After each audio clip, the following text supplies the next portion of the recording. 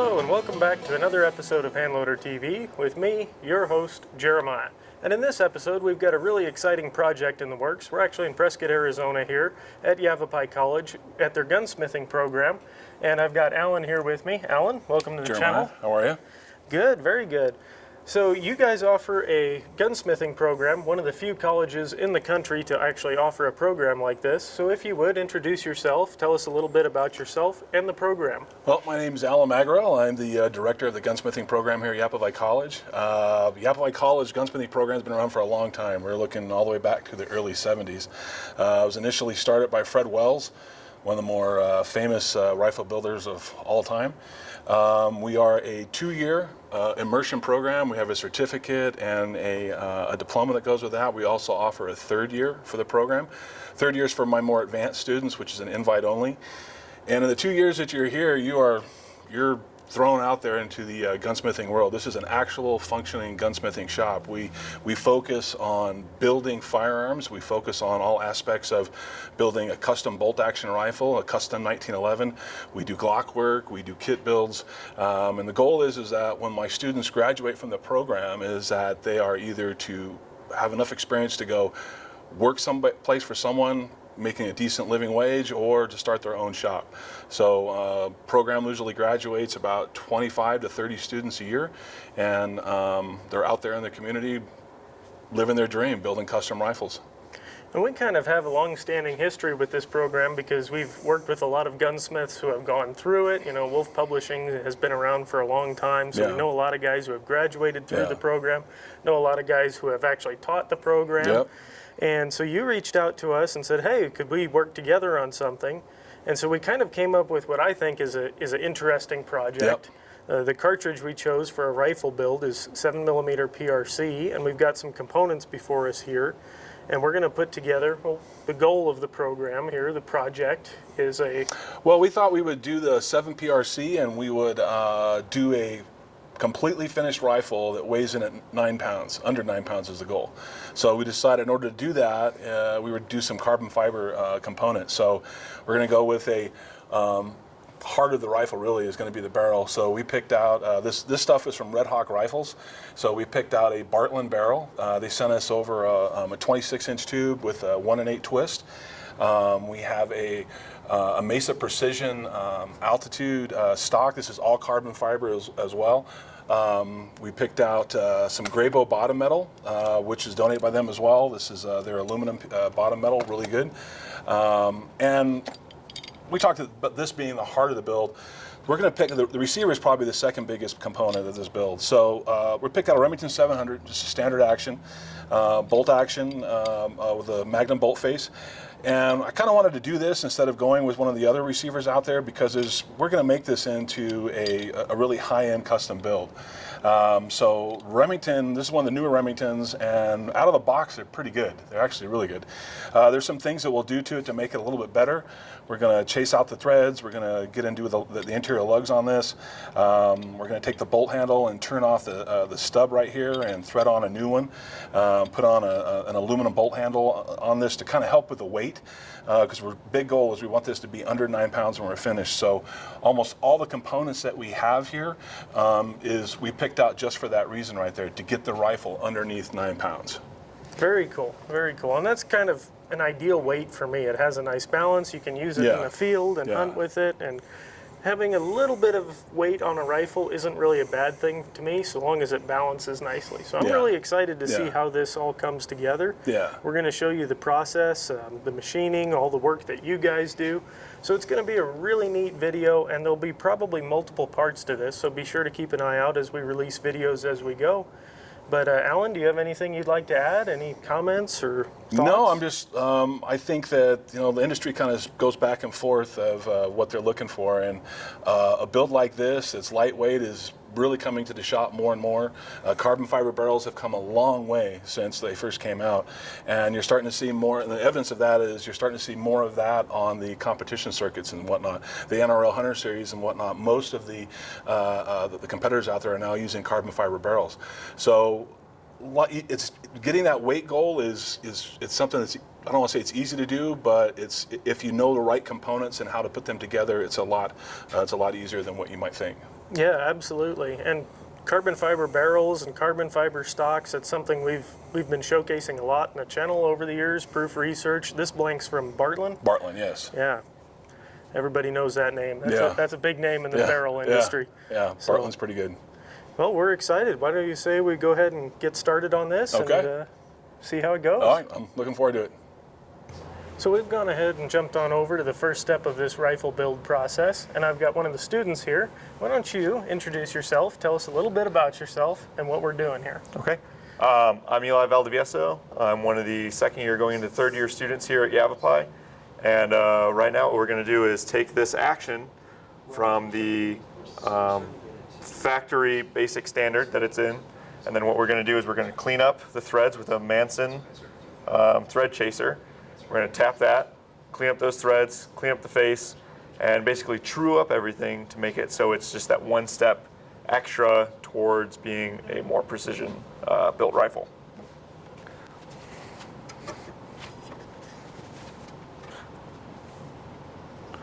So we're going to make sure that we have a good amount of cutting fluid on here to make sure that we're not really ripping anything, but we're cutting through everything just right.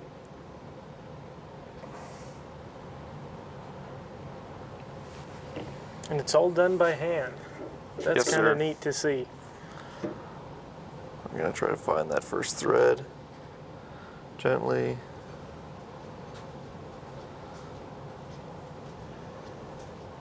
There we go.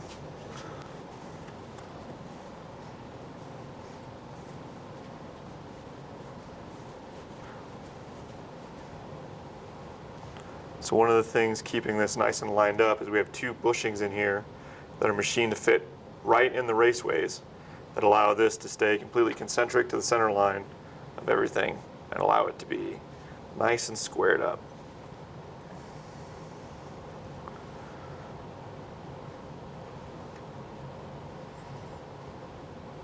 There we go. Now, can you feel the material coming off through there? Can you feel it cutting, or is it? Just a little bit. So these actions are pretty good. Most of the time you're not going to feel a whole lot of cutting and you're not going to have a whole lot of chips, which is pretty nice. It's pretty good to have it from the factory like that. And the most you'll see is you'll see a couple. So you have a couple chips here. You can see it cut out a little bit. And on the inside you'll see some of the threads have turned a little bit silver on one side more than the other. And it's just evening it out and making sure that everything's nice and concentric. So we'll go from this guy right here, take him out, and we'll switch over to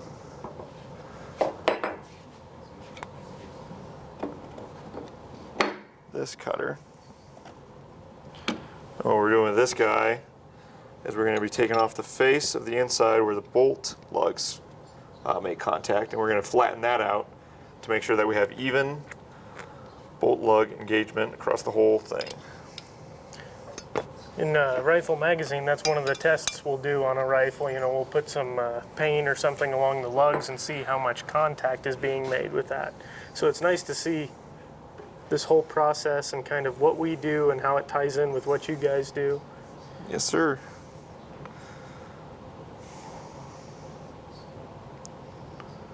And again, we want to make sure that we're cutting and not just ripping everything.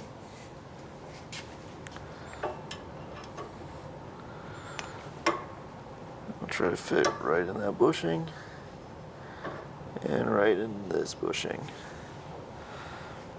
And something important with these is that no matter what, I'm going to keep forward motion and towards the cutting to make sure that it doesn't mess up any of those surfaces in there.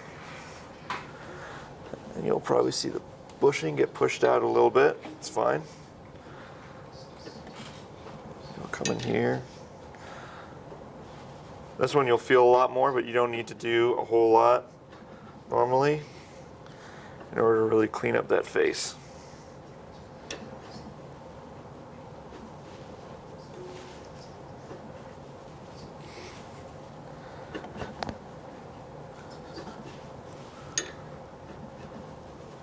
We'll keep that twisting motion and pull it out. Let's see how it's looking. So that's where the extra large tap handle really comes in handy here, huh? Yeah, no kidding. That's also another thing that we make at this school is tap handles to handle the tools like this that allow us to do these things. Okay. Definitely need to take more off. There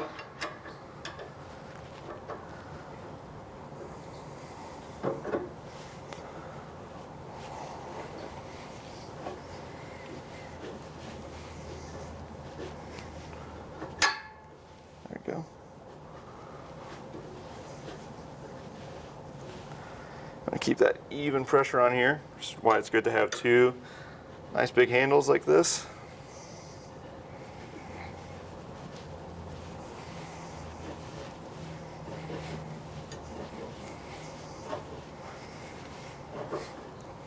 There we go. So if you want to come look at this, Yeah. you'll see in here now, instead of it all being black, that's nice and silver. Oh yeah, okay. So it's just taken off that front face and just evened everything up.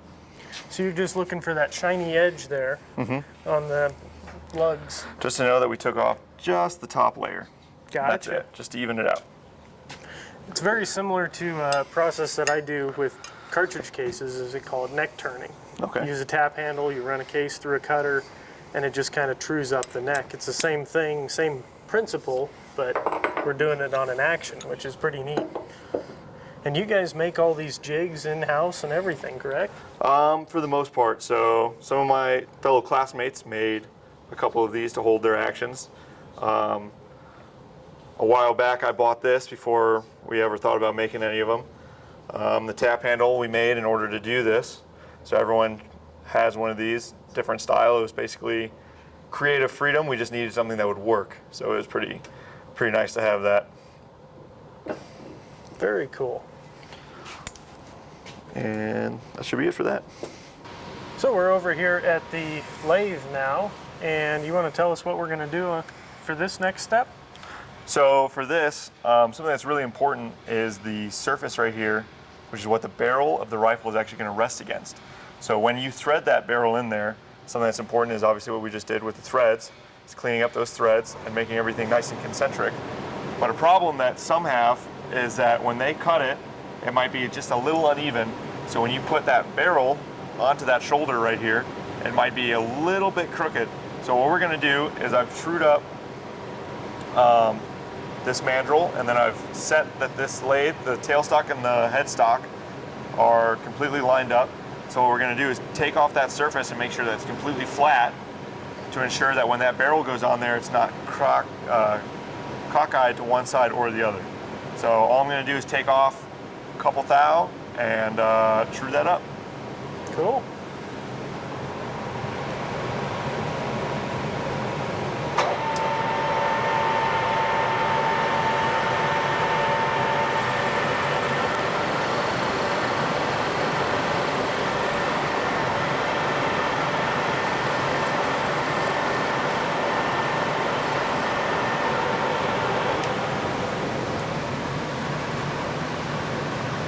And there we go, just like that. So now it's all nice and shiny right there. It's all trued up. We know it's completely flat, and the barrel's going to sit on it. It's going to stay concentric to the center line of the rifle. Very cool. All right, my name is Matt. I'm one of the students here at Yavapai College Gunsmithing. I'm in my third year, and during this stage of the build here, we're going to take the bolt for our build, and we're going to turn down the bolt knob, and then we're going to thread it for a 5/16 24 thread, which is standard for all the new tactical bolt knobs that are out there. The jig here that you see that we have hooked up on the lathe is something that I made here at the school, and it's coming in real handy. It's a big savings as far as being able to get things done without having to buy expensive tools. Well, that's kind of a theme I've been seeing here. A lot of the tools and everything you guys have made, and then you get to take that home and use it for whatever you're going to be working on at home or when you start your own business and that kind of stuff. That's pretty neat to see. The amount Yeah, of, we spend, I say we spend roughly 80-90% of the time on the machines. We're actually building tools, getting our experience with the machines and getting used to the machines. I would say the whole first year, you don't touch a gun on one of the machines until you've probably you spent 100 hours on these machines. So by then you're pretty familiar with Yeah. them and you know what you're doing, and then you can start working on the guns. That's Yep. neat. Yeah. All right, well, shall we get started on this then? Yeah.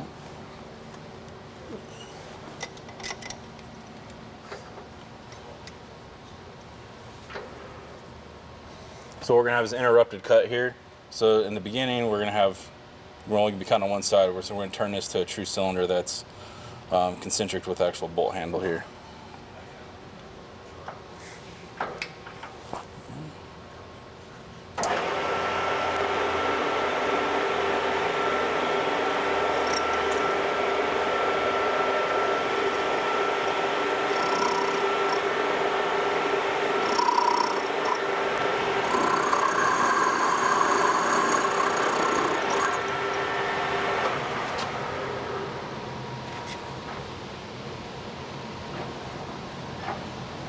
Getting there.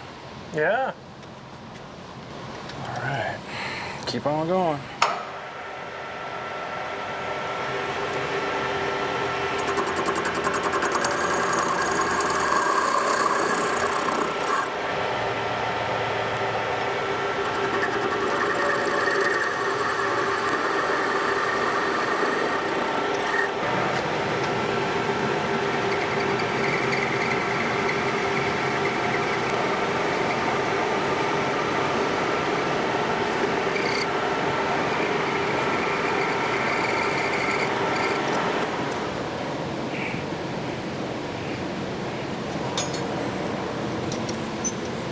Square up the end.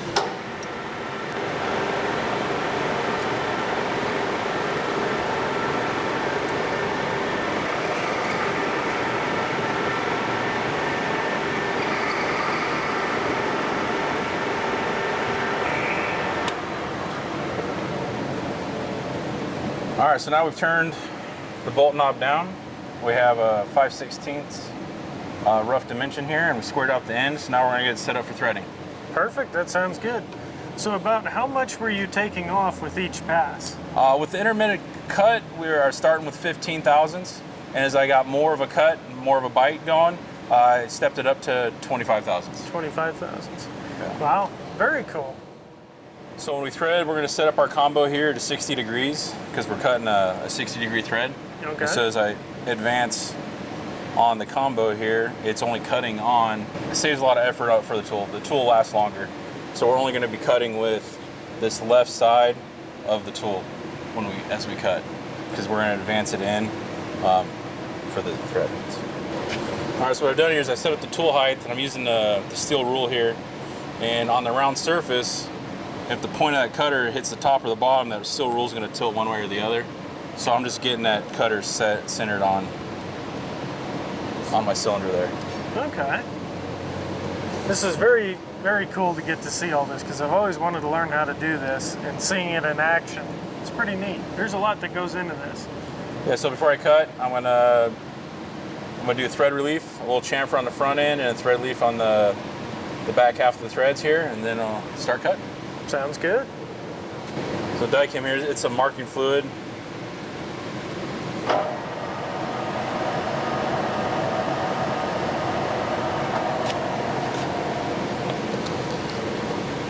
Help me set my zero, and then also I'm going to take a scratch pass, and I'm going to just make sure I got the right threads. Okay.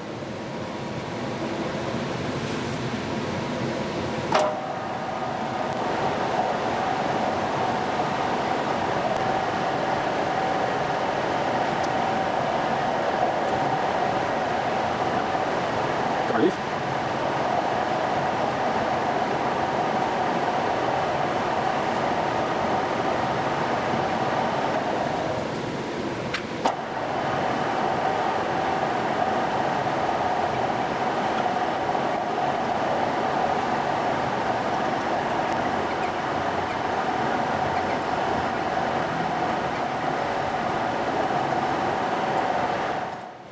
Ready to start threading. Very cool. All right.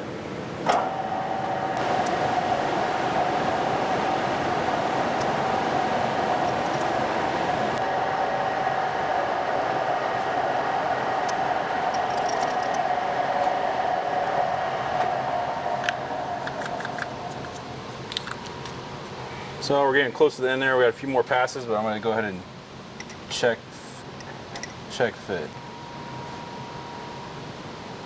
One more. We're good there.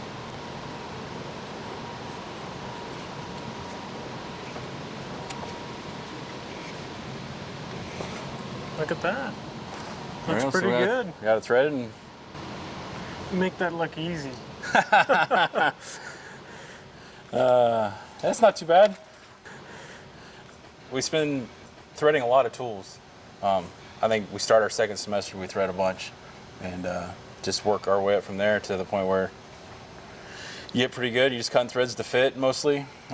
We know all the the receiver tenon sizes and all that, but still in the end, we're cutting the threads and then we're checking each receiver as we cut it. So when we get to the barrel tenon, we'll see that.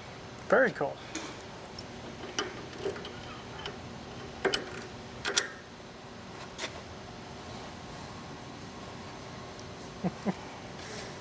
That's a good fit.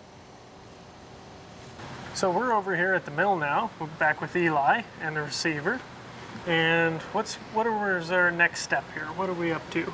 So for this next step, what we're going to do, because we're shooting a heavier round, we're going to take what the receiver originally had, which are 648 threaded screw holes, and we're going to bump them up to 840.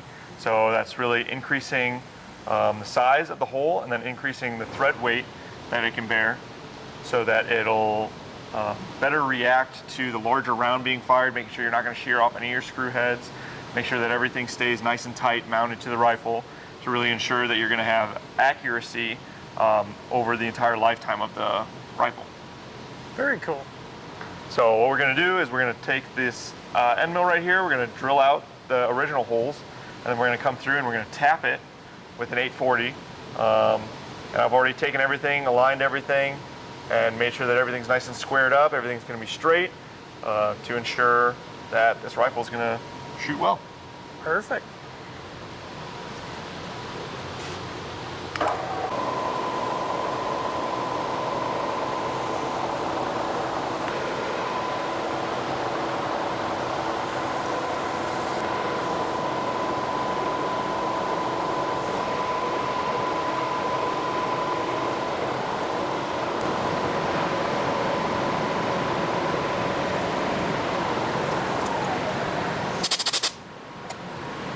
Okay, there you go. So you can see all the holes are drilled out now. So next what we're going to do is we're going to actually tap it for the 840. So we're going to make sure that everything's centered up, so we still have the same coordinates that we had from before. So we're directly over, and we have a tap guide here that's basically going to allow us to tap directly down into the hole and make sure everything's nice and straight, everything's nice and aligned to the center.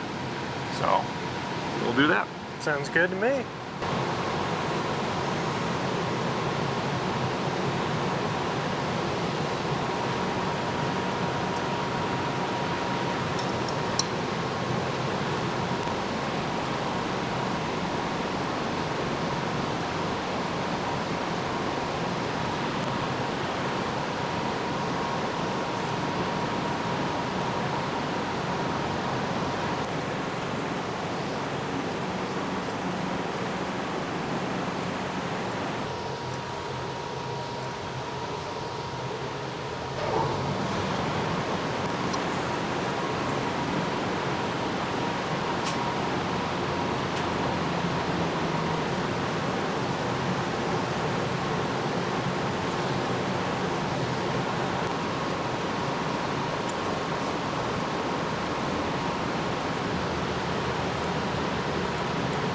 All right, so we're back at the bolt here with Matt. You want to walk us through what you're going to be doing? So we're trying to build, the rifle here with the optic. We're going to try and keep it our 9 pounds. So we're going to try and save as many ounces as possible. So we're going to go ahead and flute this bolt. What I have here is the spindexer set up on the mill, and I got the foot here, and we're going to put 8 flutes in this bolt, about 50 thousandths deep. Should shave about 2-3 ounces. Very cool. Plus, it looks really neat when you flute a bolt. It does. It does add to the cool factor. All right. So what we've done here is we've squared this vise up. We've ran our indicator across the top, and across the side. Make sure that we're true to the table and to the movement, and got our tool height set, and we're going to start cutting. Sounds good.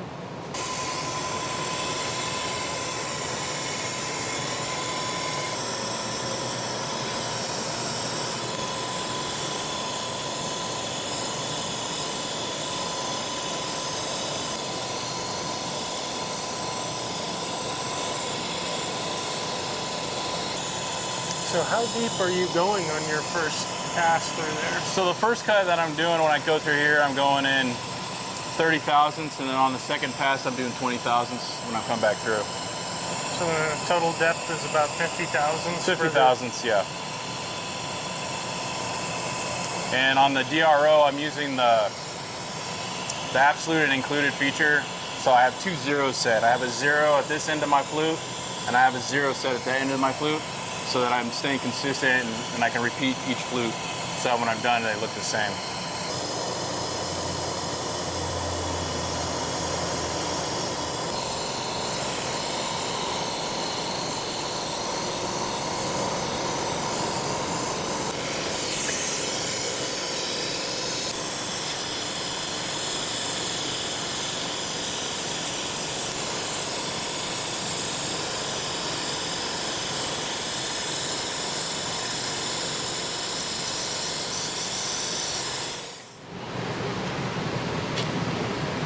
So there you go.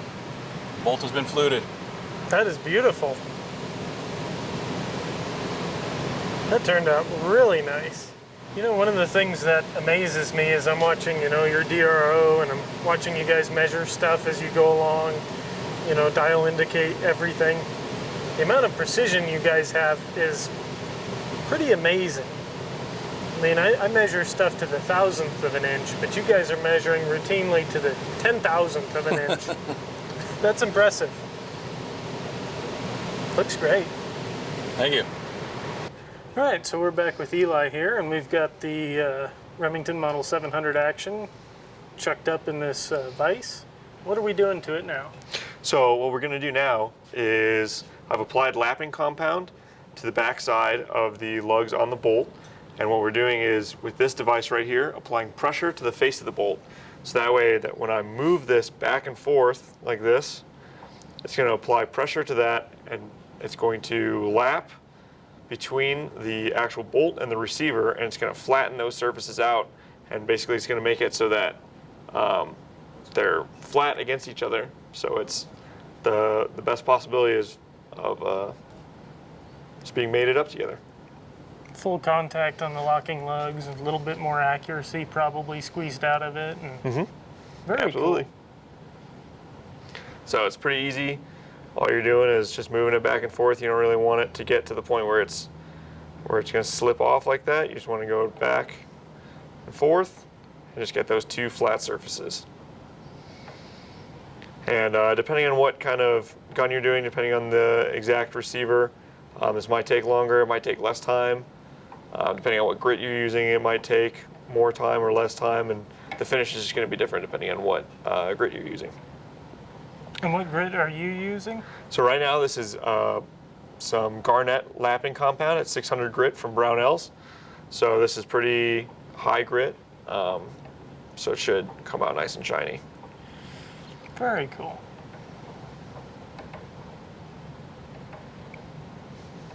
All right, check it. And like I said before, this device, all it is it's this collar that goes around here, and it's threaded for this receiver. And it's this plunger right here that's pushing and applying pressure to the front of the bolt. So this is another thing that we made here at school. So pretty useful for accurizing these rifles. And we'll see. Okay, we're about halfway there. So if you want to come in and look, you'll see, obviously you guys have done the testing for that before, but you'll see exactly where the contact is. Yeah, okay. So I'll apply more lapping compound, and we'll keep doing it. For this process, you want to get lapping compound just on the back side of these lugs. You don't really want to get it anywhere else. You don't want to accidentally lap anything else on your gun. Right. Yeah, that would probably be a little counterproductive. Just a little bit, yeah.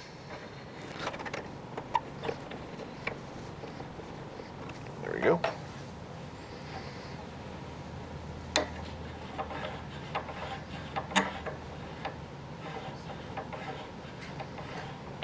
So we're just going to keep doing that over and over. This is definitely one of the more tedious parts of this whole process, but pays off.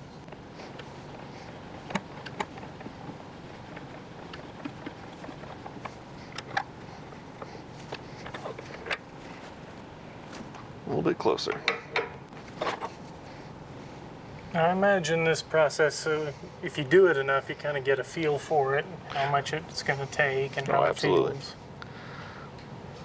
That's what a lot of this is too, is just getting that, knowing what exactly to look for, knowing exactly what it's going to feel when it's right, as compared to how it feels when it's wrong. And I think a lot of people can relate to that. You know, they'll pick up an action and they'll work the action on a particular rifle, and you go, oh wow, this is really nice action. It just feels nice. You know, the bolt Right. runs through the raceway, it locks up nice and tight, but smooth.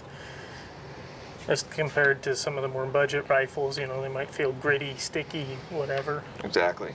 That's what we're looking for, is we're looking for that fit.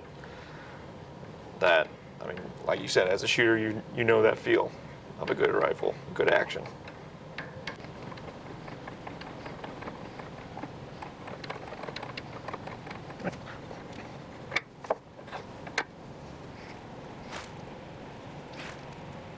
There we go. You can take a look at that, Yeah. see what you think. Oh yeah.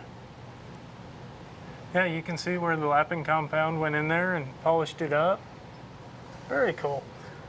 Yep. And like I said, on some it takes longer than that. Some it takes even less than that, especially depending on what kind of action you're buying, but pretty standard right here. Well, thank you for showing us. We appreciate it. Yes, sir.